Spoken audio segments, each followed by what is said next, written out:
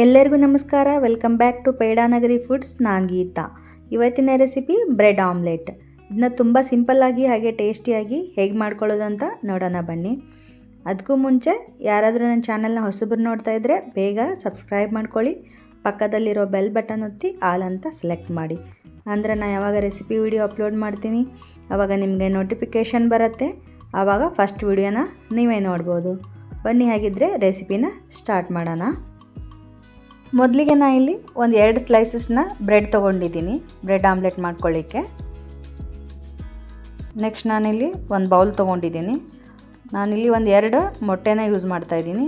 ಇದು ನಾಟಿ ಮೊಟ್ಟೆನ ಯೂಸ್ ಮಾಡ್ತಾಯಿದ್ದೀನಿ, ತುಂಬ ಚಿಕ್ಕದಾಗಿರುತ್ತೆ. ಅದನ್ನು ಬ್ರೇಕ್ ಮಾಡಿ ಒಂದು ಬೌಲ್ಗೆ ಹಾಕ್ಕೊಳ್ತಾ ಇದ್ದೀನಿ. ನೀವು ಬೇಕಾದರೆ ಫಾರಮನ್ನು ಯೂಸ್ ಮಾಡ್ಕೋಬೋದು. ಸ್ವಲ್ಪ ಅದಕ್ಕೆ ಸಾಲ್ಟ್ ಹಾಕ್ಕೊಂಡು ಚೆನ್ನಾಗಿ ಬೀಟ್ ಮಾಡ್ಕೋಬೇಕು. ನೋಡಿ ಈ ಥರ ಬೀಟ್ ಮಾಡಿಕೊಂಡು ನಾವು ಎಷ್ಟು ಚೆನ್ನಾಗಿ ಬೀಟ್ ಮಾಡ್ಕೊಳ್ತೀವಿ ಅಷ್ಟು ಬ್ರೆಡ್ ಆಮ್ಲೆಟ್ ಫ್ಲಫಿಯಾಗಿ ಬರುತ್ತೆ. ಇವಾಗ ಬೀಟ್ ಮಾಡಿದ್ದಾಯಿತು. ಇವಾಗ ನಾನು ಸ್ಮಾಲ್ ಕಪ್ಪು ಈರುಳ್ಳಿ ಹಾಕ್ಕೊಳ್ತಾ ಇದ್ದೀನಿ, ಸಣ್ಣದಾಗಿ ಕಟ್ ಮಾಡಿರೋದು. ಆಮೇಲೆ ಒಂದು 2 ಹಸಿಮೆಣಸಿನ್ಕಾಯಿ ಸಣ್ಣಗೆ ಕಟ್ ಮಾಡಿ ಇಟ್ಕೊಂಡಿದ್ದೆ, ಅದು ಹಾಕ್ತಾಯಿದ್ದೀನಿ.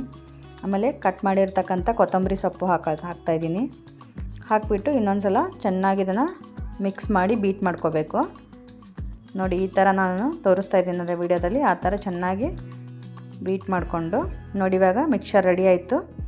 ಸೈಡ್ ಎತ್ತಿಟ್ಕೊಂಡೆ. ಇವಾಗ ನಾನು ಸ್ಟವ್ ಮೇಲೆ ಒಂದು ಪ್ಯಾನ್ ಇಟ್ಬಿಟ್ಟು ಪ್ಯಾನ್ ಬಿಸಿ ಆದಮೇಲೆ ಸ್ವಲ್ಪ ಎಣ್ಣೆ ಹಾಕ್ತಾಯಿದ್ದೀನಿ. ನಂತರ ಅದನ್ನ ಈ ಥರ ಪ್ಯಾನ್ಗೆಲ್ಲ ಸ್ಪ್ರೆಡ್ ಮಾಡಬೇಕು. ಮಾಡಿದ ನಂತರ ನಾವೇನು ಮಿಕ್ಸರ್ ಮಾಡಿಟ್ಟಿದ್ವಲ್ಲ ಬ್ರೆಡ್ ಆಮ್ಲೆಟ್ ಮಾಡ್ಕೊಳ್ಳಿಕ್ಕೆ ಎಗ್ದು, ಅದನ್ನೆಲ್ಲ ಹಾಕಿಬಿಟ್ಟು ಈ ಥರ ಚೆನ್ನಾಗಿ ಸ್ಪ್ರೆಡ್ ಮಾಡ್ಕೋಬೇಕು. ಮಾಡ್ಕೊಂಡ ನಂತರ ಸ್ವಲ್ಪ ಒಂದು ಟೀ ಸ್ಪೂನಷ್ಟು ಎಣ್ಣೆ ಹಾಕ್ಕೊಳ್ತಾ ಇದ್ದೀನಿ ಮೇಲೆ. ಸ್ವಲ್ಪ ಅದು ಮೇಲೆ ಸ್ವಲ್ಪ ಬೇಯ್ಕೊಳ್ಳಿ. ನಂತರ ನಾನು ಅದ್ರ ಮೇಲೆ ಒಂದು ಬ್ರೆಡ್ ಸ್ಲೈಸಸ್ನ ಇಟ್ಬಿಟ್ಟು ಮೇಲೆ ಒಂದು ಲಿಡ್ ಮುಚ್ತಾ ಇದ್ದೀನಿ. ಮುಚ್ಚಿಬಿಟ್ಟು ಅದು ಒಂದು 30 ಸೆಕೆಂಡ್ಸ್ ಬೇಯಬೇಕು. ನೋಡಿ ಇವಾಗ ಒಂದು 30 ಸೆಕೆಂಡ್ ಆಗಿದೆ. ನೋಡಿ ಎಗ್ಗೆಲ್ಲ ಸ್ವಲ್ಪ ಚೆನ್ನಾಗಿ ಬೆಂದಿದೆ ಸೈಡೆಲ್ಲ. ಇವಾಗ ಅದಕ್ಕೆ ಮೇಲೆ ಸ್ವಲ್ಪ ಎಣ್ಣೆನ ಸವರ್ಬಿಟ್ಟು ಅದನ್ನು ಇವಾಗ ತಿರುವಿ ಹಾಕ್ಕೊಳ್ಬೇಕು.